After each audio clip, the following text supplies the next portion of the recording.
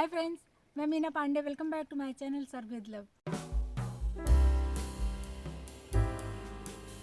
Friends, आज मेरा paratha week challenge का चौथा दिन है, तो मैंने पनीर चीज़ पराठा बना के तैयार किया है। तो इस तरीके से बनाएंगे ना तो सब बहुत ही खुश हो जाएंगे। आइए बना लेते हैं। तो उसके लिए मैं पहले आटा बना लेती हूँ, क्योंकि आटा बना के रेस्ट पे भी तो छोड़ना होता है ना। तो इसलिए सबसे पहले मैं आटा ही बना के तैयार करूँगी। तो 1 कप मैंने आटा ले लिया है। आपको जितना बनाना है उसके अकॉर्डिंग आटा ले सकते हो। 1/4 टीस्पून अजवाइन ले लिया है, थोड़ा क्रश करके डाल दूँगी। आटे में अगर नमक मसाले नहीं डले तो वो फीका फीका लगेगा ना, तो इसके लिए मैं इसमें थोड़े से मसाले भी डालूंगी। 1/4 टीस्पून काश्मीरी लाल मिर्च पाउडर डाल रही हूँ। 1/4 टीस्पून गरम मसाला डाल रही हूँ। 1 टीस्पून कसूरी मेथी लिया है, इसको क्रश करके डाल देते हैं। नमक डाल देती हूँ। 1 टीस्पून रिफाइंड ऑयल डाल रही हूँ मैं। मसालों को आटे में मिक्स करके थोड़ा थोड़ा पानी डाल के इसका सॉफ्ट सा डो मैं तैयार कर लेती हूँ। जैसे स्टफ पराठे के लिए डो तैयार करते हैं, बस उसी तरीके का हमें आटा चाहिए होगा। तो थोड़ा थोड़ा पानी डाल के इसका डो तैयार कर लेते हैं। आटा हमारा गूंद गया है। इसी तरीके से कवर कर देती हूँ और 10 मिनट के लिए रेस्ट पे छोड़ देती हूँ। तो पनीर चीज़ पराठा बनाने के लिए मैंने पनीर घिस लिया है। 150 ग्राम मैंने पनीर ले लिया है। 150 ग्राम ही चीज़ लिया है मैंने। तो चीज़ भी मैंने घिस लिया है। आप कोई भी चीज़ ले सकते हो। आप चाहे तो स्लाइस चीज़ भी ले सकते हो, तोड़ तोड़ के इसमें मिक्स कर सकते हो मसाले बनाने के टाइम में। थोड़ा सा मैंने धनिया पत्ती ले लिया है। 2-3 मैंने हरी मिर्ची काट लिया है। 1/4 टीस्पून ब्लैक पेपर पाउडर डाल रही हूँ इसी में। 1/4 टीस्पून काश्मीरी लाल मिर्च पाउडर डाल रही हूँ। 1/4 टीस्पून ही गरम मसाला पाउडर डाल रही हूँ। 1/4 टीस्पून कोरिएंडर पाउडर डाल रही हूँ। टेस्ट के अकॉर्डिंग नमक डाल देती हूँ। ध्यान देने की बात है कि जो चीज़ है ना, तो चीज़ में भी नमक होता है, इसलिए नमक सोच समझ के ही डालिए। अभी सभी कुछ इसमें डाल दिया है, इसको मैं मिक्स कर लेती हूँ। अभी हमारा चीज़ पनीर पराठा बनने के लिए बिल्कुल रेडी है। आटा चेक कर लेती हूँ। हाथ में हल्का सा तेल लगा लिया है। इसको थोड़ा सा मैं हाथ लगा दूंगी ना, इस तरीके से मिक्स कर दूंगी तो सॉफ्ट आटा हमारा एकदम से सॉफ्ट बन जाएगा। रेस्ट पे रखना इसीलिए ज़रूरी होता है कि अगर हम ठीक तरीके से आटा नहीं भी गूंदे हैं ना, तो भी हमारा आटा सेट हो जाता है। तो अभी इसके मैं पराठे बना लेती हूँ। आटे में से मैंने एक पेड़ा तोड़ लिया है। छोटा बड़ा कैसे पराठा बनाना है वो आप पे डिपेंड करता है। आटे में डस्ट कर लिया, इसको हल्का सा मैं बेल लेती हूँ। तो चारों तरफ साइड साइड से बेलूँगी, बीच में थोड़ा ये मोटा ही रहेगा। तो इस तरीके से बेल लेती हूँ तो भरते अच्छे से बनता है। रोटी मैंने बेल के तैयार कर लिया है।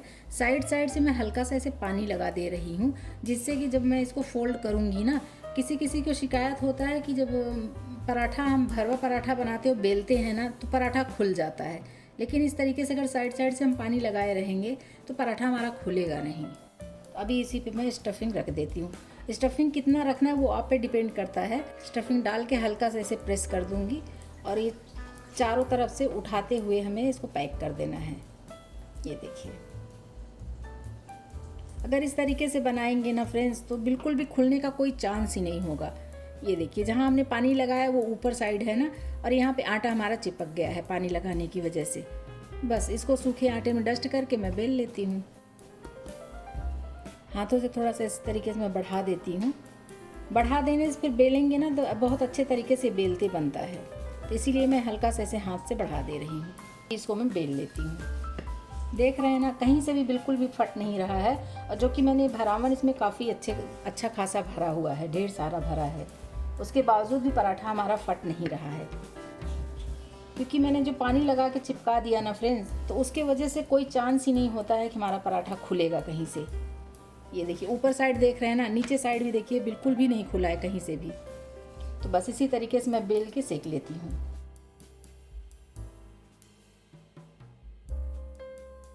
ये पराठा भी मैंने बेल लिया है। देख रहे हैं फ्रेंड्स, ये भी पराठा मेरा फटा नहीं है। ऊपर से देख रहे हैं, कहीं से नहीं फटा है। नीचे साइड भी देखिए, यहाँ भी कहीं से भी नहीं फटा है। तो बहुत अच्छे तरीके से सील हो जाता है। पैन मेरा गर्म हो चुका है, इसी में मैं पराठे डाल देती हूँ। पराठे के एक बार मैं पलट लेती हूँ। तो देखिए, पराठे में हल्की हल्की सी ब्राउन स्पॉट्स आ गए हैं ना, बस इसी तरीके का होना चाहिए। तो अभी इसी में मैं तेल अप्लाई कर देती। तेल, घी, बटर जो भी आप लगाना चाहते हो आप लगा सकते हो। इस तरीके से हल्का सा प्रेस कर दूंगी ना फ्रेंड्स, तो अच्छे तरीके से पक जाएगा। दोनों तरफ से क्रिस्पी पराठा हम सेक लेंगे। मैं आपको दूसरी तरफ पलट के दिखाती हूँ। देख रहे हैं ना, ये हल्का हल्का से ब्राउन हो रहा है। मतलब देखने में लग रहा है कि क्रिस्पी हो रहा है पराठा हमारा। तो बस इसी तरीके से सेक लेना है। और यकीन मानिए फ्रेंड्स, अगर इस तरीके का पराठा बना के बच्चों के सामने आपने पेश कर दिया ना, तो बच्चे लोग बाहर का मैकडॉनल्ड्स और पिज़्ज़ा हट जाना छोड़ देंगे। बहुत ही टेस्टी पराठा बन के तैयार होगा। तो दोनों तरफ से उलट पलट के ऐसे सेक लेते हैं। देखिए कितना क्रिस्पी दिख रहा है ऊपर से, और देखिए इसकी आवाज़ भी आ रही है। तो पराठा हो कि पूड़ी हो, कोई भी चीज़ हो, बनाना बहुत ही इजी होता है फ्रेंड्स। उसमें थोड़ा सा टेस्ट का फ़र्क पड़ता है कि हम मतलब मैं क्या बना रही हूँ, क्या डाल रही हूँ, आप क्या बना रहे हैं। थोड़ा सा इंग्रेडिएंट्स का फ़र्क पड़ता है, बाकी कोई फ़र्क नहीं पड़ता है। कोई भी रेसिपी बनाइए, खाना बनाइए तो अच्छा ही बनता है। अगर दिल से बना रहे हैं तो बहुत ही टेस्टी और बहुत अच्छा बन के तैयार होता है। ये पराठा मेरा सेक गया है फ्रेंड्स, इसको मैं निकाल लेती हूँ। इसी में दूसरा डाल के मैं सेक लूँगी। आप ऐसे ही पराठे सेकते जाइए, खिलाते जाइए, आपको भी बहुत खुशी होगी खिला के, और बच्चे लोग तो खुशी हो जाएंगे खा के। मैं दूसरा पराठा डाल देती। तो फ्रेंड्स ये पराठा मेरा सेक गया है, इसको निकाल लेती। तो फ्रेंड्स पराठा तो मेरा बन गया। मैं इसको एक पीस आपको काट के दिखाती हूँ। आप देखिए कितना शानदार पराठा बन के तैयार हुआ है।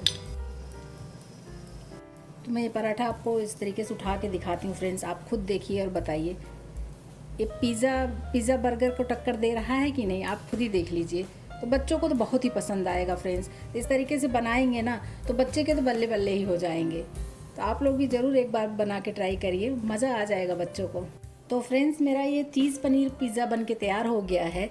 साथ में मैंने फ्रेंच फ्राइज़ भी रख लिया है, सॉस के साथ मैंने सर्व किया है। तो इस तरीके से बनाएंगे ना बच्चे लोग तो इसके फ़ैन ही हो जाएंगे।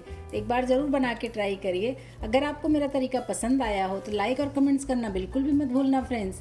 लास्ट तक मेरी वीडियो देखने के लिए थैंक यू।